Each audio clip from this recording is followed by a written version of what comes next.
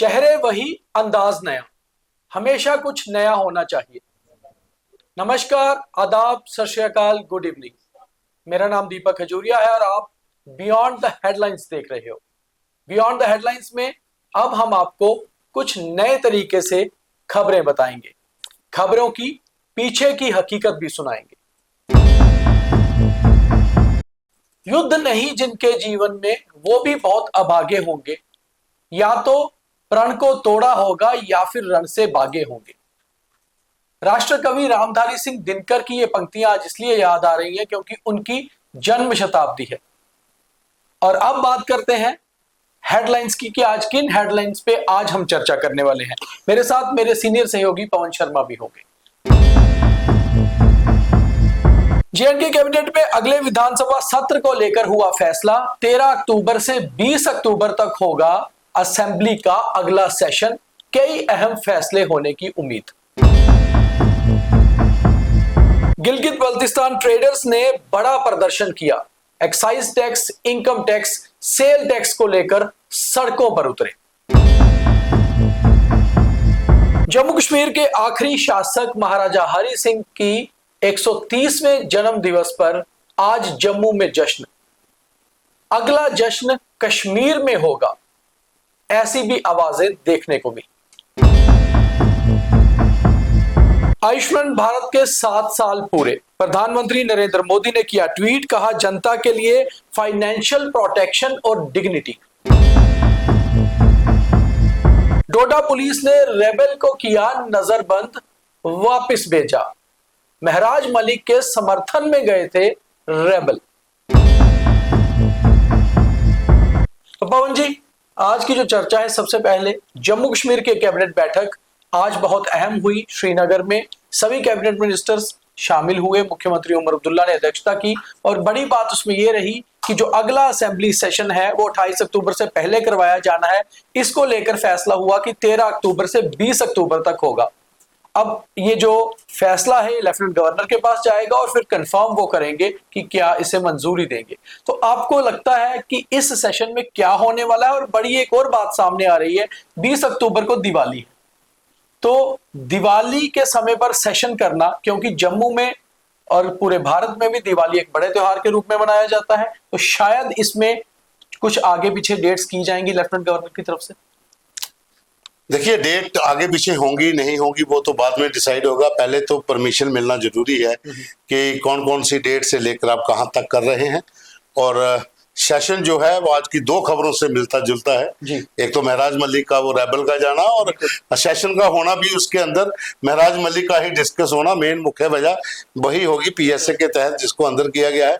लेकिन इतना जरूर है कि जैसा हमने कल डिस्कस किया था कि सेशन होगा जी, क्योंकि इनको करना है अक्टूबर महीने से पहले। तो हो सकता है कि डेट बाई डे बाई करें, 2-3 दिन करके दिवाली की छुट्टियां करके उसको आगे एक्सटेंड भी कर सकते हैं। 23-24 को फिर लगा सकते हैं, 2 दिन के बाद फिर वापस खत्म भी कर सकते हैं। लेकिन होगा तो जरूर। लेकिन इसके साथ साथ इस सेशन में 3 चीजें बड़ी होंगी जी। एक तो मुझे लग रहा है कि जो हमने आज खबर भी की है कि एक मिनिस्ट्रियल पैनल बनेगा, जो मंत्रिमंडल पैनल होगा, जिसमें एक मंत्री समेत कुछ लोगों को शामिल किया जा सकता है। गैर मुमकिन खर्च, क्योंकि वो जम्मू कश्मीर के लिए, खास करके जम्मू डिवीजन के लिए बहुत बड़ा मुद्दा है। और दूसरा, उसमें रिहेबिलिटेशन रेस्क्यू जो हुए, चाहे चिशोती का हो, वैष्णो देवी का हो, कठुआ में जाने गई हो, और जो कंप्लीट पैकेज पूरा सरकार की ओर से मिलना है, उसके ऊपर भी इस सेशन में होगा कि जो जम्मू कश्मीर में बाढ़ से तबाही हुई, जो लोगों को बचाव कार्य में टीमें लगी थी, उनका, जिन लोगों को बचा के रखा गया, जिनकी जानें चली गई, वो अलग अलग हिसाब से आंकलन भी होगा और इस पर चर्चा भी होगी कि इन लोगों को रिहेबिलिटेट भी करना है और उचित मुआवजा भी देना है। ये भी इस बार इसमें होगा।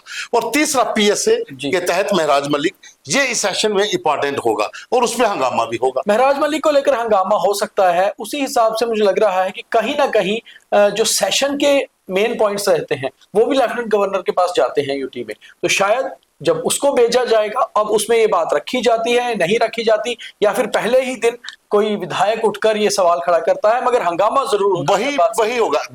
एलजी के पास शायद नहीं भेजेंगे महराज मलिक का पॉइंट, उनको पता है अचानक से उठाया जाएगा और प्री प्लान तरीके से उठाया जाएगा, इसमें कोई शक नहीं। लेकिन उसका जवाब भी इसी तरीके से मिलेगा।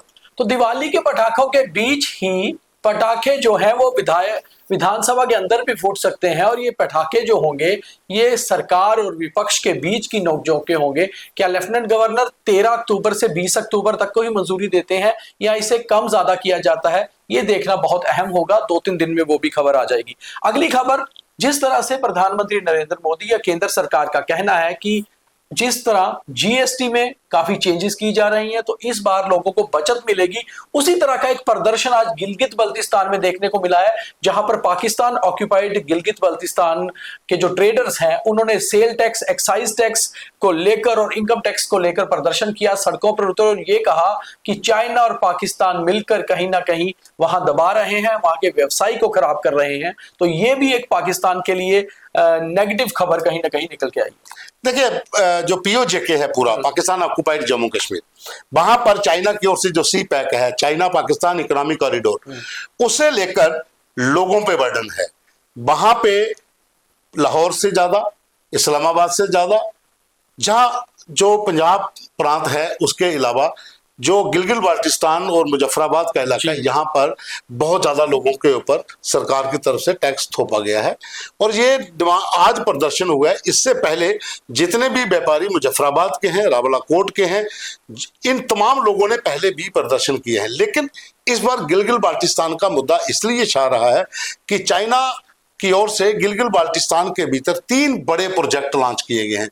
वहां पर जो काम किया जा रहा है, वहां पर बताया जा रहा है, जो खबरें हैं कि एक एक पहाड़ के ऊपर 6 गुना ज्यादा खर्चा हो रहा है। अब वो खर्चा चाइना नहीं करना चाहता, वो पाकिस्तान की ओर बर्डन डाला जा रहा है। तब लोगों के ऊपर ये टैक्सेस लगाए जा रहे हैं कि वो वाला खर्चा हम वहां से निकालेंगे और उसी से लोग त्रस्त हैं। और दोनों कंट्रीज के खिलाफ भी और साथ में पाकिस्तान की आर्मी का जिस तरीके से वहां पर दखल है, जबरन लोगों को काम पे लिया जाता है। जैसे आप फिल्मों में देखते हैं ना कि गाड़ियां आती हैं, सुबह मजदूरों को भर के ले जाती हैं, शाम को छोड़ देती हैं और अपने हिसाब से उनको मजदूरी देते हैं।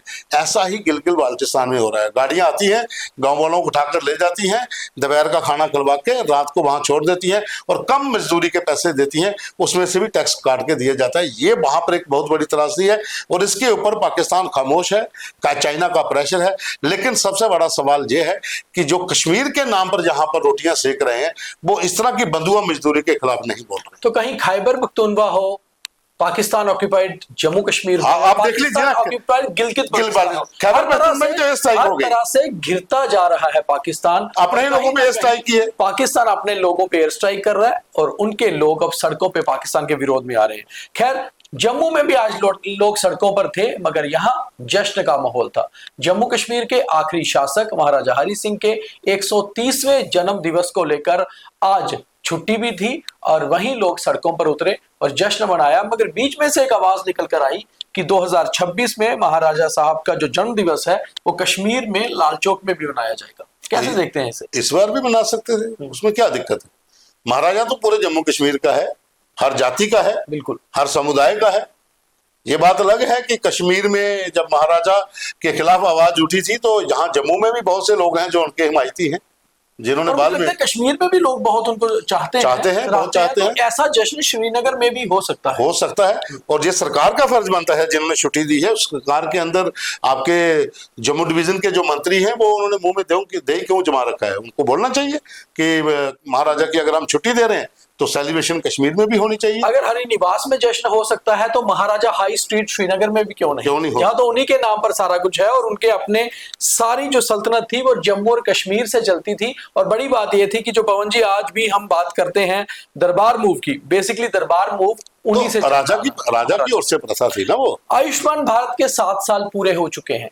क्या आपने कभी आयुष्मान भारत के तहत अपना कोई इलाज करवाया? और खास तौर पे जम्मू कश्मीर के लिए आयुष्मान भारत इसलिए भी ज्यादा अहम हो जाता है क्योंकि यहाँ पर केंद्र सरकार ने बिलो पॉवर्टी लाइन को नहीं बल्कि सबको आयुष्मान भारत की सीमा में रखा है। और ऐसे में प्रधानमंत्री नरेंद्र मोदी का आज दोपहर बाद एक ट्वीट आता है, एक एक्स पर मैसेज आता है जिसमें वो कहते हैं कि जनता के लिए फाइनेंशियल प्रोटेक्शन और डिग्निटी है दरअसल आयुष्मान भारत। पवन जी, कैसे देखते हैं आप 7 सालों को? 7 सालों में कितना लाभ शायद हेल्थ सेक्टर को हुआ होगा और आम जनता को? देखिए, आयुष्मान भारत एक अच्छी योजना है, इसमें कोई शक नहीं, लेकिन इसका दुरुपयोग भी बहुत हुआ है जी। बहुत से केसेस इसके रजिस्टर्ड भी हुए हैं, बहुत से हॉस्पिटल ब्लैक लिस्ट भी किए गए हैं। आम लोगों तक स्वास्थ्य लाभ पहुंचे, ये योजना इसलिए थी। और जम्मू कश्मीर इसलिए लकी था कि यहाँ का हर नागरिक इसके अंदर कवर था। लेकिन बहुत से ऐसे केस होने के बाद ऐसे भी हॉस्पिटल हैं जो अभी तक भी आयुष्मान कार्ड को नहीं मानते। आपके जम्मू कश्मीर के अंदर भी हैं, वो कहते हैं कि हम इसके तहत इलाज नहीं करवा सकते। ठीक है, 7 साल पूरे हो गए, हमें जश्न मनाना चाहिए, जीएसटी की तरह उत्सव मनाइए। पहले जीएसटी लगाई, फिर घटाई, फिर बढ़ाई, वो बात अलग चली जाती है। लेकिन आयुष्मान भारत के अंदर भी जांच होनी चाहिए। जो हॉस्पिटल इसके इलाज के लिए अलाउ नहीं करते उन पर भी कार्रवाई हो। जश्न तो तब मनाएगा ना 7 साल का। तो 7 साल तो पूरे हो गए, मगर 7 साल में कई खामियां भी हैं। शायद सरकार उन पर भी सोचे, मगर सोचना जरूरी पड़ेगा कि क्या आयुष्मान भारत का पूरा पूरा लाभ वो लोग ले पाए जिन्हें वाकई में उसकी जरूरत थी, जिन्हें वाकई में फाइनेंशियल हेल्प मिलनी चाहिए थी। क्या मिली? क्या उनकी डिग्निटी पूरी हुई? तो शायद प्रधानमंत्री अपने हेल्थ डिपार्टमेंट की तरफ से एक सर्वे इस पर भी करवाएं और ये भी जान पाएं कि आखिर आयुष्मान भारत का लाभ कितना मिला।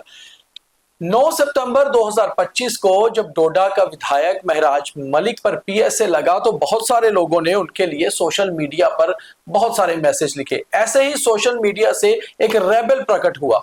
दरअसल उसे शायद जम्मू कश्मीर में इससे पहले कोई नहीं जानता था, मगर ये रेबल जिसका नाम श्रद्धानंद पति है, जम्मू पहुंचा और उसके बाद यहां पर महराज मलिक का सबसे खास हिमायती बताते हुए वापस भी लौट गया। कहा यह भी जा रहा है कि कई सारे पैसे भी इसने कमा लिए। उसके बाद अब ये दोबारा जम्मू आया, डोडा गया और वहां पर पुलिस ने इसे डिटेन कर लिया, यानी कि नजरबंद, और वापस लौटा दिया। क्योंकि बात यह है कि आप किसी की समर्थन की बात को लेकर कहीं भी लॉ एंड ऑर्डर की पोजीशन खराब नहीं कर सकते। तो कैसे देखते हैं आपकी मात्र सियासत या फिर अपने व्यूअरशिप बढ़ाना और सोशल मीडिया पर हिमायती बनना?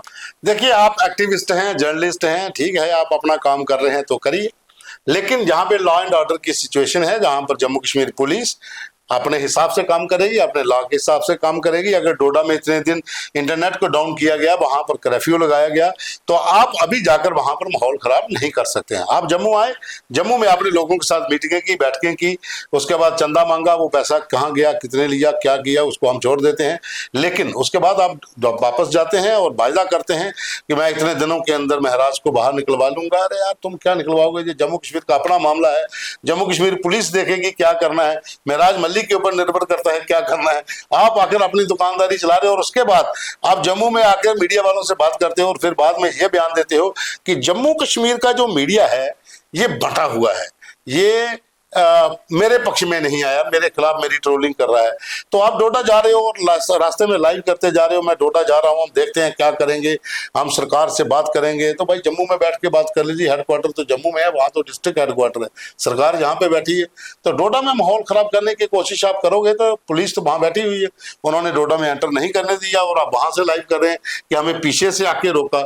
चेकिंग हमेशा से आगे से होती है, ये जम्मू कश्मीर है जहाँ ऊपर से भी चेकिंग होती है, आप पीछे को मत देखिए। बहुत धन्यवाद पवन जी, थैंक यू। हर बात पर अपनी पूरी बात रखने के लिए। मगर लुक आज आपके भी रेबल वाले लग रहे हैं। मैं पूरी तरह से रेबल दिख रहा हूं। तो ये थी आज की बियॉन्ड द हेडलाइंस, और आज के लिए इतना ही। ज्यादा से ज्यादा शेयर करिए। आपको हमारी नई लुक कैसी लग रही है ये जरूर बताइए। और अब देखिए थॉट ऑफ द डे।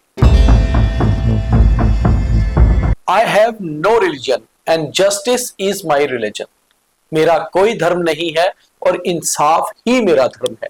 दरअसल ये कहना था महाराजा हरि सिंह का, जो जम्मू कश्मीर के आखिरी शासक थे, और आज हम उनका 130वां जन्मदिन मना रहे हैं। तो ऐसे में हमें जात पात और धर्म से ऊपर उठ के इंसाफ की तरफ सोचना होगा, तभी डोगरा क्लैन, डोगरा कम्युनिटी एक साथ आएगी और जम्मू कश्मीर एक हो पाएगा। तो शायद आप मेरा इशारा और बात समझ चुके होंगे। और आज के बियॉन्ड द हेडलाइंस में भी इतना ही, और थॉट ऑफ द डे में भी।